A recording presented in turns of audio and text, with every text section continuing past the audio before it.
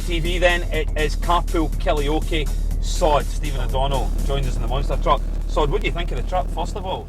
Certainly some size. I'm looking forward to. I wouldn't have minded getting a wee spin at it, but if insurance isn't allowing it, too scared to get behind this thing. Quite sure we can give you a go in the car park after filming, mate. So, right, you know what it's all about. We're going to go a drive, we're going to have a chat, and I've got something lined up my sleeve as well. Right. We all know what it's all about. Carpool, Killie-oke. So you got your singing voice on today. Is there any other boys doing this? Because I'm surely there's going to be Everyone's going to be Killie competition. Oh, well, there'll be a leaderboard at the top and everything. Perfect. Looking forward to that. Let's hit the road then. I take it you get good miles to the gallon in this? About 4. So we're just going to go for a wee drive, mate. Have a chat.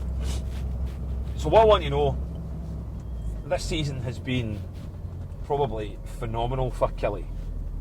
Well, last season was excellent. This season has been superb as well, hasn't it? Yeah, no, I think this year anyway we've been a lot more consistent. Obviously with the manager coming in, we were always underdogs last season. Nobody expected us to do well. Whenever he came in, they expected improvement, but not to where we reached. Whereas this season, with the expectation on us, and the manager and the players and the fans have produced good performances and great results and great atmosphere. So hopefully, last 5 games there's a lot to play for. Versus last season, we maybe just sneaked in. So it's exciting. Hopefully, a good couple of games left and see where we end up. The last week has been pretty good. So at the time of filming this just now, we've obviously not got a game this coming weekend. It's Scottish Cup weekend, but so we've had a good week against St Johnstone, Hamilton and Hibs, and in that time we've not conceded. And for you, that'll be a huge thing obviously as well, keeping the clean sheets with Big Dan as well. Oh, of course. No, definitely. I think especially this season, I've had Chris in front of me more often, so defensively it's maybe been a bit more a defensive performance from me. And getting the clean sheets, as I said, 3 in the bounce, is brilliant. And I think that might even be, is it 6 and 5? Or 5 and 6, sorry. So it's quite an impressive turnaround, and a back 4 that's done well, and we're all Scottish as well, which is obviously a positive. Obviously young Greg and Stuart getting called up to the last Scotland squad, brilliant, and then obviously learning from the likes of Scott Boyd, Alex Bruce and Kurt Broadfoot. Let's talk about the Scotland setup. What was it like then? So obviously you got your first call up for the games that were quite far away. It was Peru and whatnot, if I remember correctly.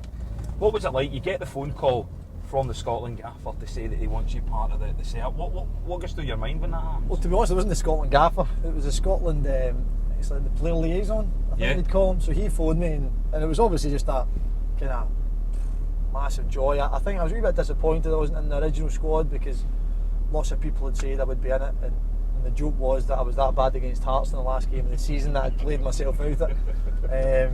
So I was a bit disappointed at first time, and then when I got the call, I just over the moon, couldn't believe that this had happened. That it was kind of, even although I maybe hoped I was in it, mainly because other people had been saying it, and whenever I actually got the call, it was incredible, and I was just baffled. I couldn't wait to tell my family, my friends, and just the sheer excitement. And I don't really think that wore off the full trip.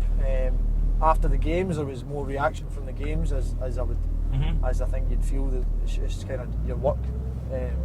So I was disappointed, even though they're friendlies, you've got kind of disappointment with the results, albeit the performances I don't think for the squad that we had over were that bad.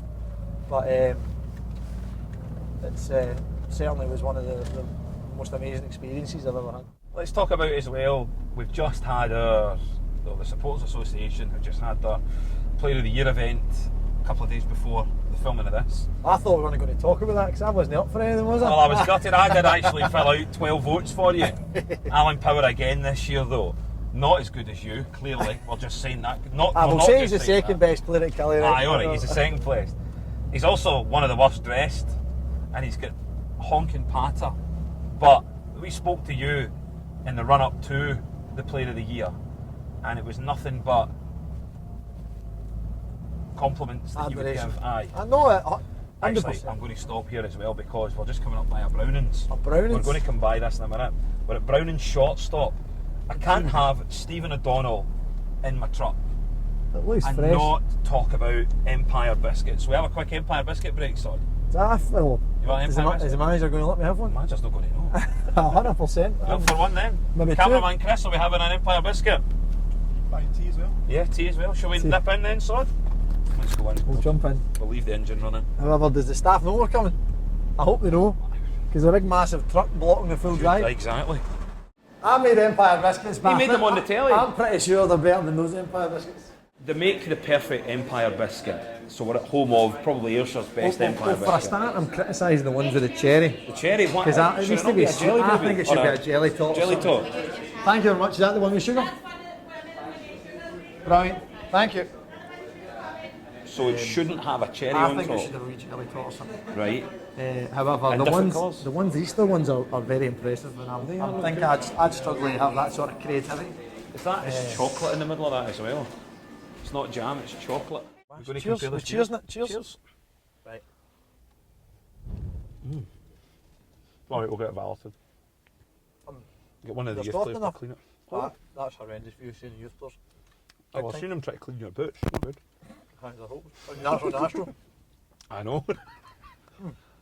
Yeah, That's nice. this works. Oh, you had an egg, you've had an Easter egg. I don't like the chocolate in it. But the bake itself is lovely. Talk me through And it. the jam is incredible. Talk me That's through been needed together. Are you Killie's Paul Hollywood? I don't know what that is, but I'll say aye. it. Has it got a buttery biscuit base? There's lots of love and attention been put in this Empire biscuit. And one I'd be proud of. Clearly healthy lifestyle is something that left me a long time ago. You mentioned Brophy. Mate, Christmas Day with Brophy. What's that about? That's bad crack, that, is it not? His part's awful. Brophy, tell me more. It's not any worse than his missus, I'll tell you that. I got roped in. My missus' family's turn for Christmas Day, so first year in the house, they came round. Brophy goes out to my sister-in-law, which I kind of encouraged at the start, but I didn't realise that it would be the best man marking job I've ever seen. Two people do. The two of them are ludicrous. They're inseparable. It's cringy. Oh. Brophy went for this kind of single lad to, like, just inseparable. Touch tight. It's a touch tight, honestly. If he get that close defensively to the guy, not the number 6 for other teams, he'd be the best striker in the league.